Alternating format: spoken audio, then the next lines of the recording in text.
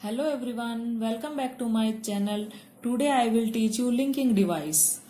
What is the linking device? Linking device का दूसरा नाम कनेक्टिव्स भी बोलते हैं, इसको कंजंक्शंस भी बोलते हैं और हिंदी में इसे योजक शब्द भी बोलते हैं।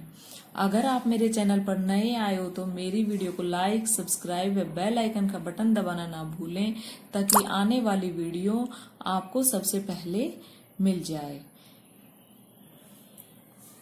तो देखो लिंकिंग डिवाइस क्या होता है। वर्ड्स और phrase that are use to connect two clause और सेंटेंस। एक वर्ड से या फ्रेज से हम जब दो क्लोज या सेंटेंस को जोड़ते हैं उसे क्या बोलते हैं, हम लिंकिंग डिवाइस बोलते हैं। जैसे देखो example, he lives in Mumbai, he loves the climate.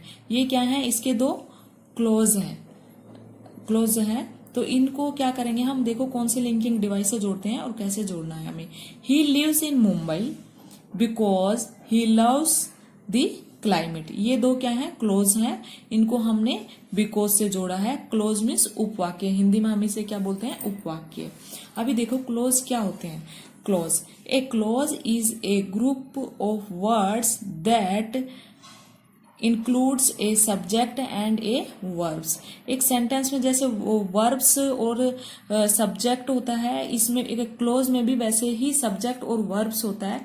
सिर्फ ये क्या होता है कि ये दूसरे जो सेंटेंस नेक्स्ट सेंटेंस होता है ना, उस पे क्या होता है, ये डिपेंड रहता है, क्लोज होता है जो। और जो एक सेंटेंस होता है ना, वो अपने आप में एक परिपूर्ण सेंटेंस होता है, ये डिफरेंस होता है। लेकिन दोनों में सब्जेक्ट और वर्ब्स आपको दोनों में मिलेगी, सेंटेंस में भी मिलेगी और क्लोज में भी मिलेगी। लेकिन सिर्फ क्लोज क्या है कि दूसरे सेंटेंस पे डिपेंड रहता है, एक सेंटेंस क्या है कि अपने आप में परिपूर्ण रहता है। नेक्स्ट एग्जाम्पल देखो, they are rich, they live in a very small house. तो अभी इसको देखो किससे कनेक्ट करोगे, they are rich but they live in very small house. तो बट और यट क्या है, बट और यट कॉन्ट्रास्ट बताने के लिए इनका यूज किया जाता है।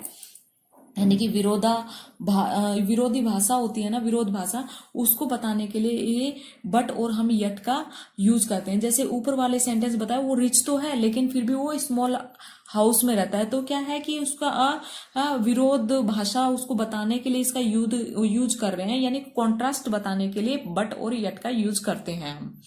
बट और यट का किंतु परंतु इसका हिंदी में मीनिंग होता है।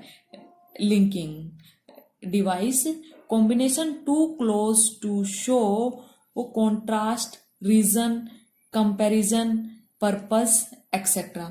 यानी कि लिंकिंग डिवाइस क्या करते हैं, combination of a two clause. Linking device क्या होते हैं, कॉम्बिनेशन ऑफ ए दो क्लोजेस को जब कंबाइंड करते हैं और वो to show contrast, reason, comparison, purpose. और वो क्या करते हैं, विरोध भाषा, रीजन, कंपैरिजन और पर्पस मीन्स उद्देश्य को शो करते हैं। हम जो दो क्लोज को हम क्या करते हैं, कनेक्ट कर देते हैं, उसमें क्या होता है, या तो कॉन्ट्रास्ट होता है, या रीजन होता है, या कंपैरिजन होता है, या पर्पस होता है। इनको वो दो क्लोजेज होते हैं, वो क्या करते हैं, शो करते हैं।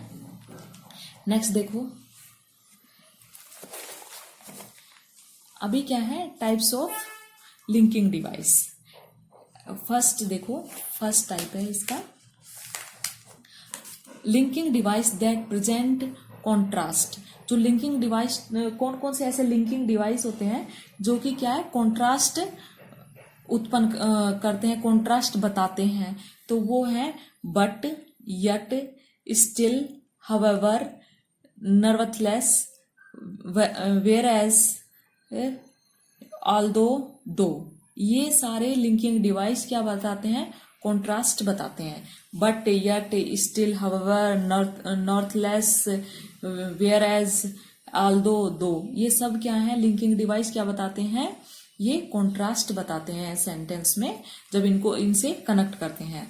तो देखो बट और यट का मतलब लेकिन, मगर, किंतु होता है इनका। यट और बट का मतलब हिंदी में।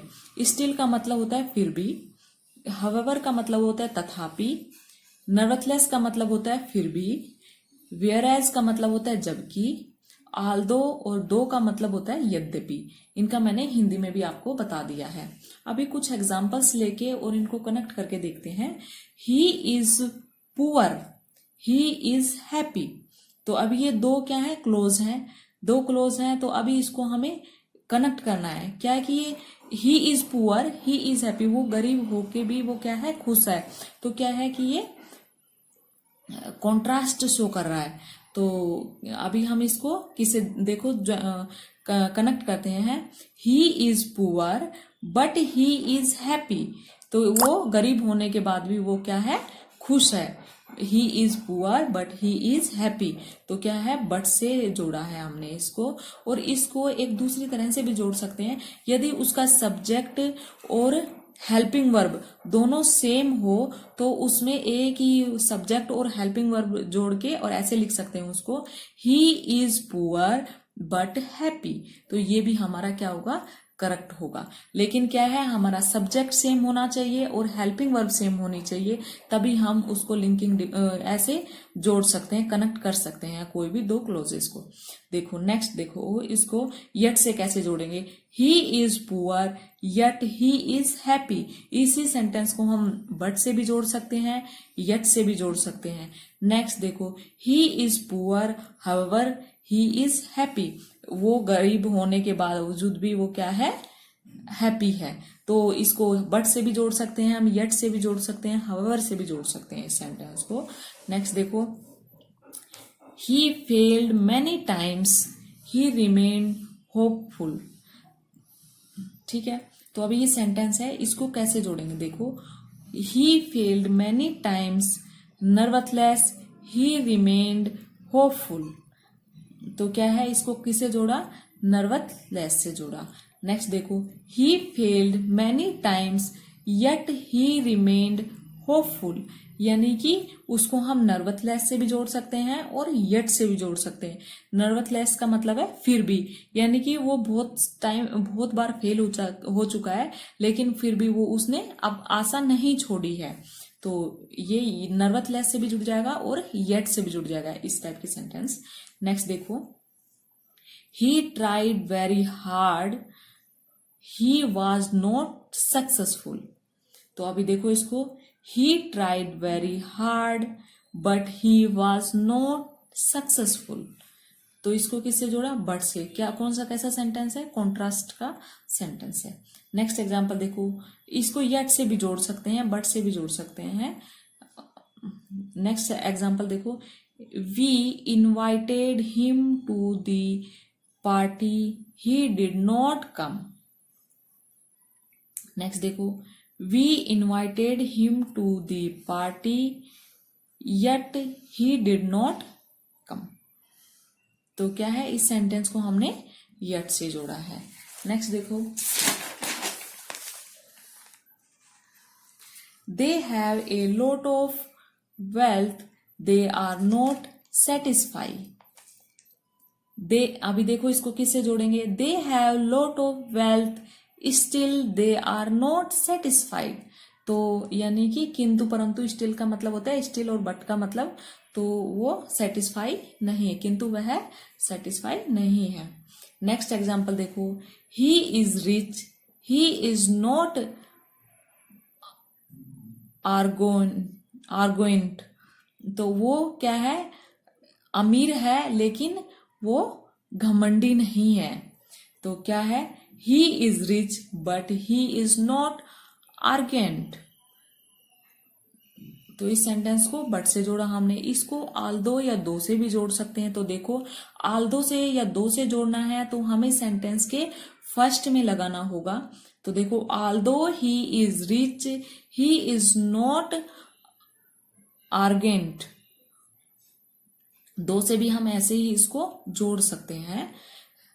नेक्स्ट देखो, but yet still however nevertheless they are used with clause that purpose contrast.